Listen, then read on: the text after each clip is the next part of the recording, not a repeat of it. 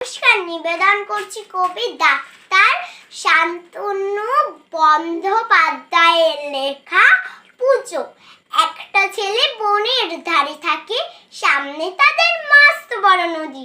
সেই ছেলেটার কেই বা খবর রাখে, শুনবে কি তার গল্প বললে যদি? মস্ত নদী ভাসছে এখন মানে, ঘর বাড়ি সব নদীর মধ্যে কানে। সেই ছেলেটা খুঁজছে কেবল মাকে, খিদের জ্বালায় কাকেই বা ডাকে। অন্যদিকে এখন সবার ঘরে পুজোর আমেজ, কাশের হাসি ঝরে। বাজছে কাসর, ঢাকে পড়েছে কাঠি, খুশির হাসি আসছে আকাশ মাঠে। সবার গায়ে লাল টুকটুক জামা, সবাই এখন গাইছে সারেগামা।